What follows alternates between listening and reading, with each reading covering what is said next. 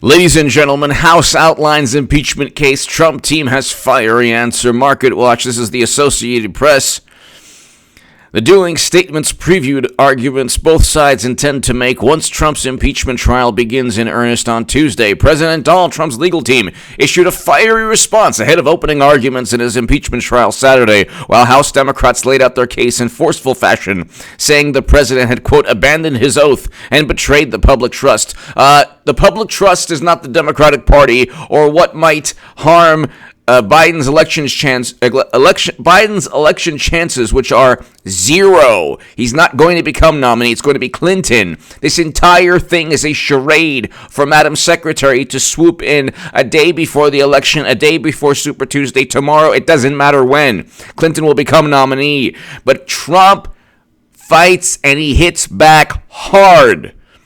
And the Democrats are used to, bless his heart, Bernie Sanders saying, Deborah Wasserman Schultz, don't say if you say a derogatory word about Deborah Wasserman, you'll have me to contend with enough of her emails. I can't endorse the TYT pundit, but I wish I could. But I endorsed him.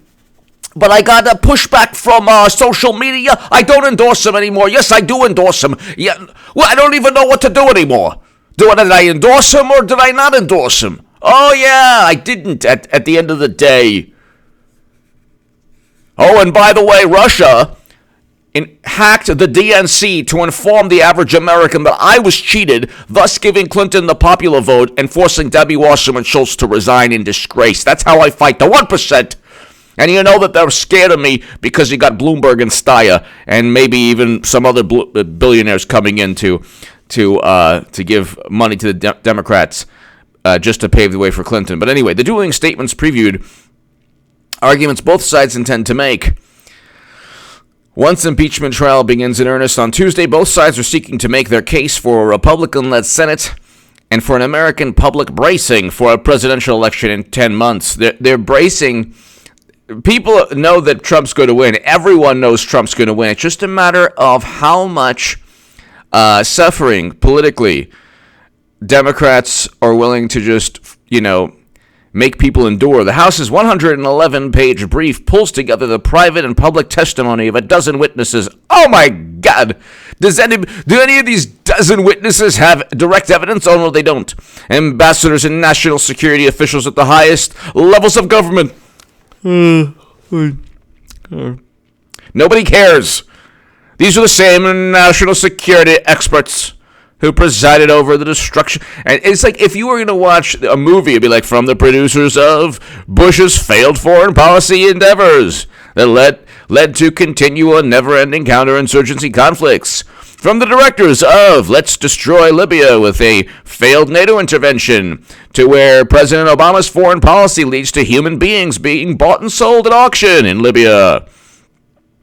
From the people who can't get anything right comes ambassadors and national security officials at highest levels of government who raised concerns about the president's actions with Ukraine. Stripped of legalese and structured in plain English. The document underscored the extent to which impeachment proceedings are a political rather than conventional legal process. The Trump team similarly offered a taste of the rhetoric expected to be deployed by the president's defenders in the Senate. In their brief, House managers overseeing the prosecution wrote that it is clear the evidence overwhelmingly established there is no evidence. It's gossip and hearsay from people nobody cares about. You think anyone knows who Marie Yovanovitch is or Bill Taylor or Fiona Hill? Nobody knows who these people are. Nobody knows who Lev Parnas is. Really, nobody knows who Michael Cohen is. People know Stormy. People probably forgot about who Avenatti is. Democrats have clung to, they've attached themselves like barnacles to the most unsavory characters, from John Brennan to Eric Schneiderman to all of these people. And at the end of the day, Trump still wins. It's unbelievable too. There's really only one person who could have withstood all of this, and it's Trump. We're watching a moment in history that can't really be duplicated. There's really not one person who could stand up to all of this. I don't know if there's an American politician or maybe a politician in the world that could stand up to the media, Hollywood, the intelligence community, and Democratic Party donors. I don't know if you and other people. In their brief, the House managers overseeing the prosecution wrote that it is clear the evidence is overwhelmingly establishes that Trump is guilty of both charges, which happen not to be crimes. Quote, the remaining question is whether the members of the Senate will accept and carry out the responsibility placed on them by the framers. The framers wanted the Electoral College. Imbeciles in the Democratic Party. You want to do away with the Electoral College. By the framers of our Constitution and our constitutional oaths. The Trump team, meanwhile, called the Senate's formal impeachment summons to 2 articles of impeachment passed by the House last month, quote, a dangerous attack on the right of the American people to freely choose their president. Exactly. Quote, this is a brazen and unlawful attempt to overturn the results of the 2016 election, interfere with the 2020 election, now just months away. Trump's legal team, led by White House counsel, and Trump's personal lawyer, Jay Sekulow, is challenging the impeachment on both procedural and constitutional grounds, claiming Trump has been mistreated by House Democrats and did nothing wrong. Trump's attorneys argue that the articles of impeachment are unconstitutional in and of themselves and invalid because they don't allege a crime. There is no crime here, which is true. Trump was impeached by the House on 1 count each of abuse of power and obstruction of Congress. Obstruction of Congress is not a crime. Abuse of power is subjective. Under the Constitution, impeachment is a political, not criminal process, and the president can be removed from office if found guilty of whatever lawmakers consider high crimes and misdemeanors. Yeah, that's only a sentiment that plays to Democrats. It's funny because Democrats are always trying to defend their irrationality. So they say, well, it's not a crime, but our political sentiments and sensibilities, actually, that's criminal. If you disagree with us, it's a criminal act. They have no evidence he withheld military assistance to go after Biden. Number 1. Number 2, Biden should be investigated. Number 3, so should Hunter. Number 4, Democrats are going to lose anyway with Clinton. This whole thing's a charade. Biden is not Trump's direct political rival. Trump on Friday named Ken Starr, the prosecutor whose investigation 2 decades ago led to the impeachment of President Bill Clinton. Okay, Ken Starr, that's right. The additions bring experience in the political impeachment. Okay, so he's going after. So he's basically saying this is invalid. So Trump is saying it's completely and utterly not valid, constitutionally invalid.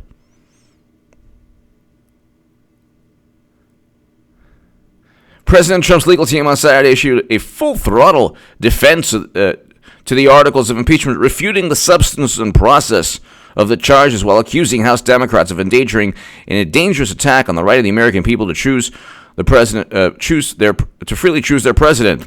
Quote, this is a brazen and unlawful attempt to overturn the results of the 2016 election and interfere with the 2020 election, now just months away.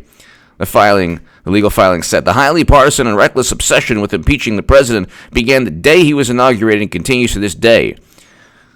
The articles of impeachment are constitutionally invalid on their face. They are. Who do they think they are, Democrats? They can just do away with an election.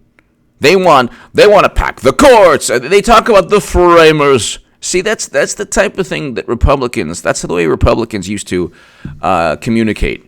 That's why the Republican Party and the Democratic parties are like fossils now. They're like, dinosaurs. They've become extinct because nobody cares about the pomp and circumstance. Nobody cares about their phony and fake image of themselves. Nobody cares. Okay? If anything, without Trump, the Republican Party ceases to exist, and the Democrats are actually making themselves extinct with what they're doing. But they have more money, ultimately, and they have free media, because everyone in media is an activist now. So if it wasn't for Trump, the Republicans would be, because you had 8 years of President Obama, you had the media, everything. The only person who could have stood up to every publication, all the major networks, is Trump. If it was like Jeb Bush or like, Ted Cruz even, right, they would have been completely demolished by Democrats. Trump's the only person who could fight back. Trump's the only person who could fight back. I mean, he really is the only person who could fight back. And he's doing so. I mean, you see what he's doing, and it's pretty unbelievable. You see what President Trump is doing right now, and he's not only called it invalid, constitutionally invalid, but he is refuting and he's offering a rebuke to their scorn and contempt. See, Bernie Sanders never did that. Bernie Sanders said, how can I ingratiate myself? So let's just say theoretically he wins Iowa. So what? He never fought. He always said, well, maybe if I, try to, ingratiate myself to the Democrats, they won't cheat me again. They're already cheating Bernie Sanders with Elizabeth Warren. They cheated Bernie Sanders with Debbie Wasserman Schultz. They cheated Bernie Sanders by making him and Jill Stein and Trump a part of the Russian hacking myth that he perpetuated. Bernie Sanders literally perpetuated the same myth that said that Trump worked with Russia, but also that Russia tried to prop up Jill Stein and himself. He didn't say, this is nonsense. Even if Russia hacked the DNC, there's no evidence they wanted to prop me up or Jill Stein. And even if Russia hacked the DNC, there's no evidence that Trump was behind it. And anyway, the DNC emails showed that Democrats cheated. Democrats cheated, not Russia, not Putin. Putin didn't write the emails. Putin didn't say, let's paint Bernie as an atheist because it'll be easier to defeat him in certain states. No, but Trump fights back. Democrats, look, on a tiny, when they tried to write hit pieces on me in the Daily Beast and Raw Story and other publications, I didn't care. Because I look at the people on YouTube. If people want to make disparaging comments about me or whatever, I don't care. Because if I'm judged by my political adversaries, whatever, there's nothing much to say about me. People who don't like me generally are the biggest imbeciles on the planet. So it's like, in a way, I feel sorry for them because they're all voting Clinton anyway. Look, I don't live in a matrix. I have free will. I went from Bernie to Trump, like a lot of people, and I explained the Federalist why people should. My article's below in the pinned comment and description. But Democrats don't have free will. Do you understand? They don't have. This is beyond politics. This is now an existential crisis they face. They don't have free will.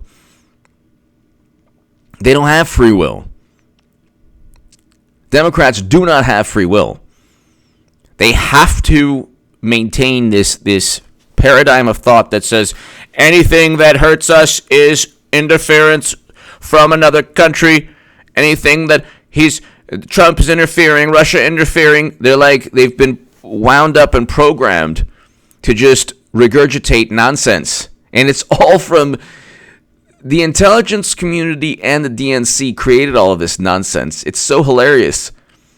And the average American is either tuned out or doesn't care, will vote Trump or will vote against him, but really doesn't care about anything to do with the Democratic Party's propaganda.